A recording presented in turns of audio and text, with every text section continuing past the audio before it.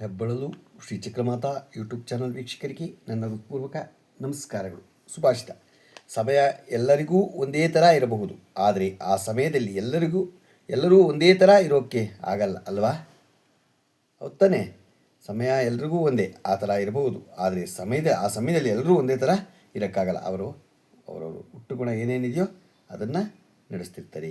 ಇವತ್ತು ದಿನಪಂಚಾಂಗಕ್ಕಿಂತ ಮುಂಚೆ ನಾವು ಪದ್ಮಾವತಿಯೊಂದಿಗೆ ಶ್ರೀನಿವಾಸ ಕಲ್ಯಾಣ ಮಾಡಿಸಿದ ರೀತಿನ ತಿಳ್ಕೊಳ್ಳೋಣ. ದ್ವಾಪರ ಯುಗದಲ್ಲಿ ಕೃಷ್ಣನು ತಾಯಿ ಯಶೋದೆಗೆ ಕಲಿಯುಗದ ಶ್ರೀನಿವಾಸನಿಗೂ ಎತ್ತನಿಂದ ಎತ್ತ ಸಂಬಂಧ ಎಂದು ಯೋಚನೆ ಹೊರಟರು.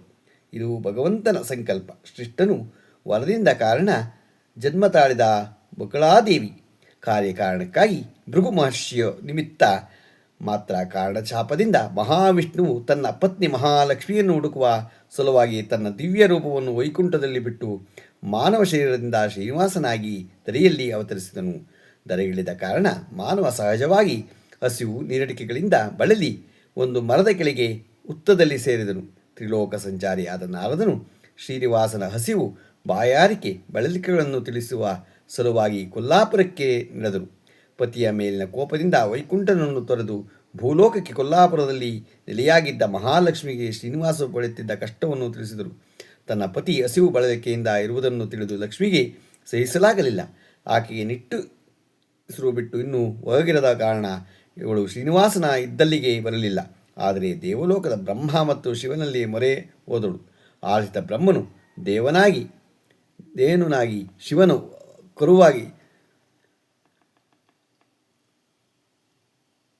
ಕರುವಾಗಿ ಭೂಮಿಗೆ ಬಂದು ಚೋಳರಾಜನ ಗೋಶಾಲೆ ಸೇರಿದರು. ಆ ನಂತರ ಗೋಶಾಲೆಯ ಹಸುಗಳು ಗುಂಪಿನಲ್ಲಿ ಸೇರಿಕೊಂಡು ಶ್ರೀನಿವಾಸನ ಆಶ್ರಯ ತಾಣವಾದ ಗುತ್ತದ ಬಳಿಗೆ ಬಂದು ಕಾಮಧೇನು ಹಾಲು ತುಂಬಿದ ಕೆಚ್ಚಲಿನಿಂದ ಶ್ರೀನಿವಾಸನ ಬಾಯಿಗೆ ಬೀಳುವಂತೆ ಹಾಲು ಸುರಿಸಿ ಹಸಿವು ತಣಿಸಿತು. ಆದರೆ ಒಂದೆರಡು ದಿನದೊಳಗೆ ಆ ವಿಷಯ ಚೋಳರಾಜನಿಗೆ ತಿಳಿದು ಅವನು ಗೋಶಾಲೆಯ ಗೋಪಾಲನಿಗೆ ಪರೀಕ್ಷಿಸಲು ಹೇಳಿದರು. ಗೋಪಾಲನು ಉತ್ತರದೊಳಗೆ ಹಾಲು ಸುರಿಸುತ್ತಿದ್ದ ಕಾಮಧೇನುವನ್ನು ಕಂಡು ಸಿಟ್ಟಿನಿಂದ ಹಸುವಿನ ಒಡೆಯಲು ಕೈಲಿದ್ದ ಕೋಲನ್ನು ಅವನ ಅರಕಡೆಗೆ ಗುರಿಯಿಟ್ಟು ಬೀಸಿ ಒಗೆದನು.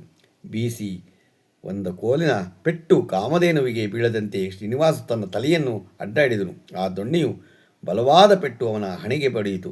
ಶ್ರೀನಿವಾಸನಿಗೆ ಹಣೆಗೆ ಬಲವಾದ ಪೆಟ್ಟು ಬಿದ್ದು ರಕ್ತ ಸುರಿಯಿತು. ನೋವಿನಿಂದ ತೊಡಗಿತು. ಆ ವಿಚಾರ ದೇವಲೋಕದಲ್ಲಿ ತಿಳಿದು ಚರ್ಚೆಯಾಯಿತು.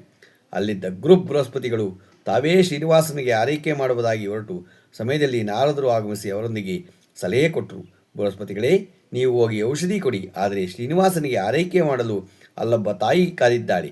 ಅವಳು ಶ್ರೀನಿವಾಸನ ಆರೈಕೆಯನ್ನು ಪ್ರೀತಿಯಿಂದ ಮಾಡುತ್ತಾಳೆ. ಆ ಜವಾಬ್ದಾರಿಯನ್ನು ಅವಳು ಬಿಡಿ ಎಂದರು.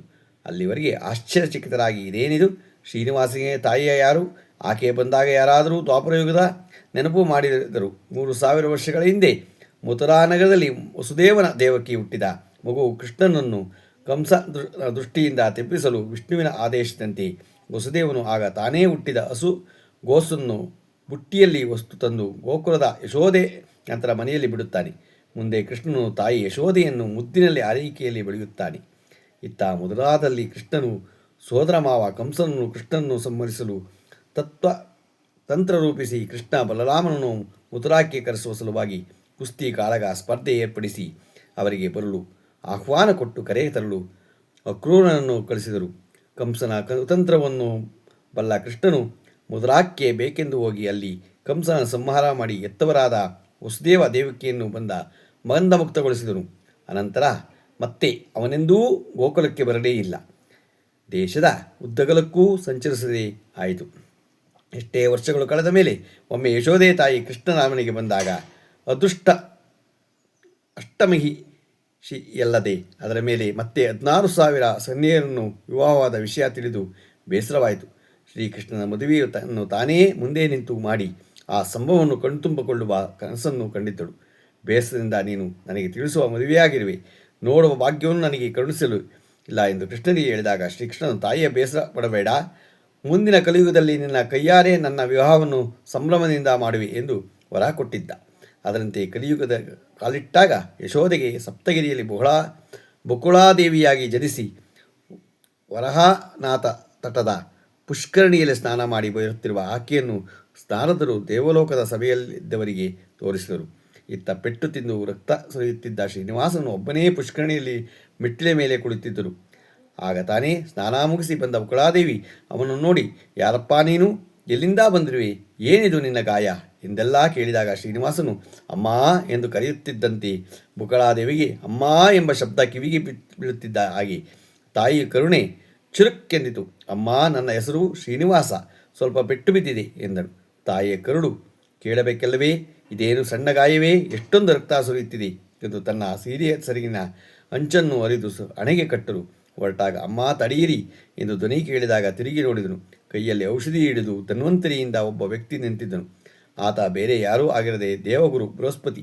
ಆ ಔಷಧಿಯನ್ನು ಬುಕಳಾದೇವಿ ಕಟ್ಟಲು ಹಿಡಿದ ಸೀರೆಯ ತುಡಿನೊಳಗೆ ಹಾಕಿ, ಈಗ ಇದನ್ನು ಕಟ್ಟಿ ಎಂದನು. ಬುಕಳಾದೇವಿ ಔಷಧಿಗೆ ತುಂಬಿದ ಸರಿನ ಅಂಚನ್ನು ಶ್ರೀನಿವಾಸನ ಹಣೆಗೆ ಕಟ್ಟಿ ಬಂದ ವ್ಯಕ್ತಿಯ ಕಡೆ ತಿರುಗಿ, ಸಮಯಕ್ಕೆ ಸರಿಯಾಗಿ ಬಂದಿರುವುದೆಯಲ್ಲ, ಇದು ಯಾವ ಜನ್ಮದ ಸಂಬಂಧವೋ ನಾಕಾಣಿ. ಇವನು ಅಮ್ಮ ಎಂದು ಕರೆದಾಗಲೇ ನನಗೆ ನನ್ನ ಮಗ ಎಂದು ಅನಿಸುತ್ತದೆ. ಹೀಗೆ ಆರೈಕೆ ಮಾಡುತ್ತಲೇ ಶ್ರೀನಿವಾಸನಿಗೆ ಯಾರಪ್ಪ ನೀನು? ಎಲ್ಲಿಂದ ಬಂದಿರುವೆ? ನಿನ್ನ ತಂದೆ ತಾಯಿ ಬಂಧು ಬಳಗ ಯಾರು ಎಂದೆಲ್ಲ ಕೇಳಿದಾಗ ಅಮ್ಮ, ನನಗೂ ಯಾರೂ ಇಲ್ಲ, ನೀನೇ ನನ್ನ ತಾಯಿ ಎಂದನು. ಶ್ರೀನಿವಾಸ ತಾಯಿಯ ಮಮತೆ ಉಕ್ಕಿ ಬಂದು, ಈ ರೀತಿ ಪೆಟ್ಟು ಮಾಡಿದವರು ಯಾರು ಅಂತ ಹೇಳಿ ಅವರನ್ನು ಸುಮ್ಮನೆ ಬಿಡುವುದಿಲ್ಲ ಎಂದಳು. ಹೋಗಲಿ ಬಿಡಮ್ಮ, ಕಳೆದು ಹೋದ ವಿಚಾರ ಬೇಡ, ಈಗ ಬೇಡ, ನನಗೆ ಹಸಿವಾಗುತ್ತಿದೆ. ಅಮ್ಮ, ಈಗ ಹೇಳು, ನಿನ್ನ ಮನೆ ಎಲ್ಲಿದೆ? ನೀನು ಯಾರ ಜೊತೆ ಇರುವೆ ಎಂದಳು. ಬುಕಳಾದೇವಿಗೆ ನನಗೂ ಯಾರೂ ಇಲ್ಲ, ನಾನೂ ಒಬ್ಬಂಟಿಯಾಗಿರುವೆ ಎಂದಳು. ಶ್ರೀನಿವಾಸ ಹೇಳಿದ, ಯಾರೂ ಇಲ್ಲ ಎಂದು ಏಕೆ ಹೇಳುವೆ? ಭಗವಂತ ನಿನ್ನ ಜೊತೆಯಾಗಿರುತ್ತಾನೆ, ಏಕಾಂಗಿಯಾಗಿ ಯಾರೂ ಇರುವುದಿಲ್ಲ. ಇನ್ನು ಮುಂದೆ ನಾನು ನಿನ್ನ ಮಗ, ನೀನೇ ನನಗೆ ಅಮ್ಮ ಎಂದನು. ಈ ರೀತಿಯಾಗಿ ಅಮ್ಮ ಮಗನ ಬಾಂಧವ್ಯ ಮುಂದುವರಿಯಿತು. ತಾಯಿಯ ಆರೈಕೆಯಲ್ಲಿ ಶ್ರೀನಿವಾಸ ಚೇತರಿಸಿಕೊಂಡನು.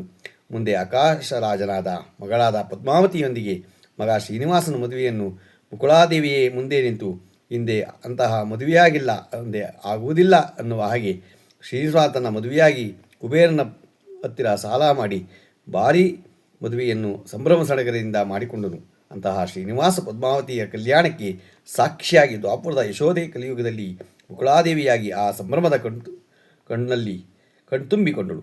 ಕಲ್ಯಾಣಾದ್ಭುತ ಗಾತ್ರಾಯ ಕಾಮಿತಾರ್ಥಪ್ರದಾಯಿನೇ ಶ್ರೀಮದ್ವೆಂಕಟನಾಥಾಯ ಶ್ರೀನಿವಾಸಾಯ ಮಂಗಳಂ. ಇವತ್ತು ನಾವು ಪದ್ಮಾವತಿ ಕಲ್ಯಾಣ ಶ್ರೀನಿವಾಸನ ಬಗ್ಗೆ ಕಲ್ಯಾಣದ ಬಗ್ಗೆ ತಿಳ್ಕೊಂಡು ಇವತ್ತು ನಾವು ದಿನಪಂಚಾಂಗವನ್ನು ತಿಳ್ಕೊಳ್ಳೋಣ. ದಿನಾಂಕ 18/2/2026 ಬುಧವಾರ, ಶ್ರೀ ವಿಶ್ವಾವಸು ನಾಮ ಸಂವತ್ಸರ, ಉತ್ತರಾಯಣ, ಶಿಶಿಋತು, ಪಾಲ್ಗುಣ ಮಾಸ, ಶುಕ್ಲಪಕ್ಷ, ತಿಥಿ ಪಾಡ್ಯ, ಸಾಯಂಕಾಲ 5:14, ನಕ್ಷತ್ರ ಶತಭಿಷ, ರಾತ್ರಿ 9:48, ಮಳೆ ಧನಿಷ್ಠ 4ನೇ ಪಾದ, ರಾಹುಕಾಲ 12:33 2:35, ಉಳಿಕ ಕಾಲ 11:09 12:37, ಯಮಗಳ ಕಾಲ 8:13 9:41. ಇವತ್ತು ಯಾರು ಹುಟ್ಟುಹಬ್ಬ ಆಚರಣೆ ಮಾಡ್ಕೊತಿದ್ರು, ಮದುವೆಯಾದ ದಂಪತಿಗಳು ವಾರ್ಷಿಕೋತ್ಸವ ಆಚರಣೆ ಮಾಡ್ಕೊತಿರೋರಿಗೆ ನಮ್ಮ ಹೆಬ್ಬಳಲು ಶ್ರೀ ಚಿಕ್ಕಮಾತಾ ಯೂಟ್ಯೂಬ್ ಚಾನಲ್ ಕಡೆಯಿಂದ ಶುಭ ಕಾಮನೆಗಳನ್ನು ತಿಳಿಸ್ತೀವಿ. ದೇವರು ಅವರಿಗೆ ಆಯುಸ್ಸು, ಆರೋಗ್ಯ, ಐಶ್ವರ್ಯ ಎಲ್ಲ ಕೊಟ್ಟು ಕಾಪಾಡಲಿ ಅಂತ ಕೇಳ್ಕೊತೀನಿ. ನಮ್ಮ ಹೆಬ್ಬಳಲು ಶ್ರೀ ಚಿಕ್ಕಮಾತಾ ಯೂಟ್ಯೂಬ್ ಚಾನಲ್ ಯಾರು ಸಬ್ಸ್ಕ್ರೈಬ್ ಆಗಲು ದಯಮಾಡಿ ಸಬ್ಸ್ಕ್ರೈಬ್ ಆಗಿ, ಲೈಕ್ ಕೊಡಿ. ಇದು ನಿಮ್ಮದೇ ಚಾನಲ್ ಆಗಿರೋದ್ರಿಂದ ನಮ್ಮ ಲಿಂಕನ್ನು ಬೇರೆಗೂ ಫಾರ್ವರ್ಡ್ ಮಾಡಿ. ನಮಸ್ಕಾರಗಳು, ನಮಸ್ಕಾರಗಳು, ನಮಸ್ಕಾರಗಳು.